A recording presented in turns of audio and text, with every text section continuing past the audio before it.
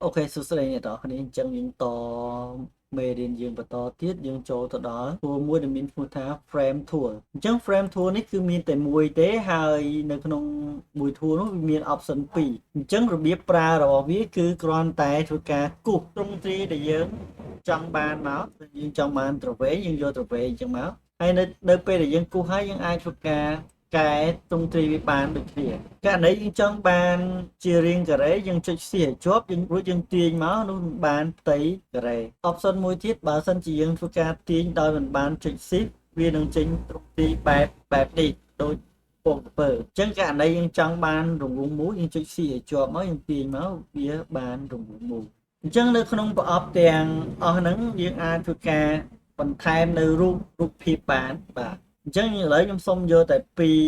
រនេះទេយកមកធ្វើការបង្ហាញគឺរង្វង់មូលហើយនឹង4ជ្រុងអញ្ចឹងត្រង់ចំណុចនេះបើសិនជាយើងធ្វើការដាក់រូបបញ្ចូលមកអញ្ចឹងយើងចូលទៅទាញទៅលើរូបមួយដោយប្រើធួមួយដែលមានឈ្មោះថាមូលធួរួចទាញវាយកមកដាក់មក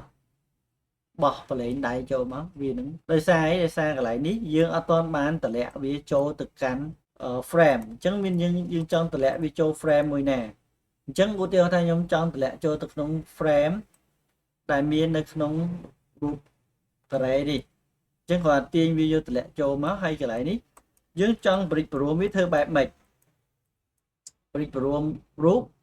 យើងគ្រាន់តែចុចចំកន្លែងនេះមកឲ្យវាចេញសញ្ញាសូទៅលើរូបថតយើងអាចចុច control អក្សរ T ដើម្បីធ្វើការទាញរូបភាពរួចហើយចុច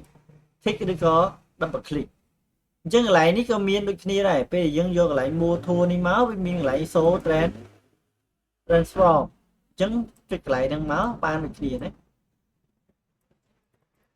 double click ពីរដងមកបានដូចគ្នាអញ្ចឹងរូបមួយទៀត move អញ្ចឹងយើងអាចចូលទៅទាញយកមកបាទទាញយកមកដាក់មកហើយកន្លែងនេះរូបធំយើងអាចចុច Alt ប្រើម៉ៅអូសថយក្រោយមកយើងចាប់ទាញវាឲ្យទូចមកទៅតាមអ្វីដែលយើងចង់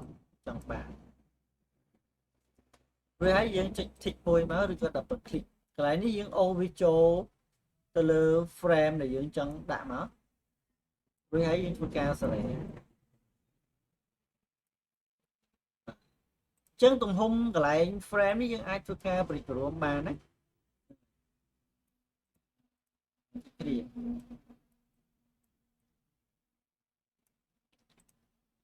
ចំពោះមួយទៀតពាក់ព័ន្ធជាមួយនឹងការដាក់ frame ជា stroke មានន័យព័ទ្ធជុំវិញយើងអាចចូលទៅកាន់ window រួចហើយយកពាក្យថា property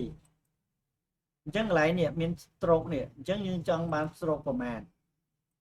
យើងរើសពណ៌វាសិនមកយើងចង់បានពណ៌បែបម៉េចឧទាហរណ៍ខ្ញុំយកពណ៌ក្រហមហើយទំហំ stroke ខ្ញុំយក15 enter មកវាចេញកម្រាស់នៃ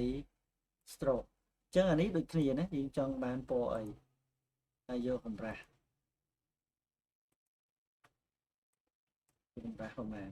ដាក់មកវាចេញបែបហ្នឹងបានអញ្ចឹងការបង្ហាញទៅលើ frame គឺមានតែប៉ុណ្្នឹងទេហើយជួបជាមួយនឹងខ្ញុំនៅវីដេអូក្រោយបន្តទៀតបាទសូមអរគុណ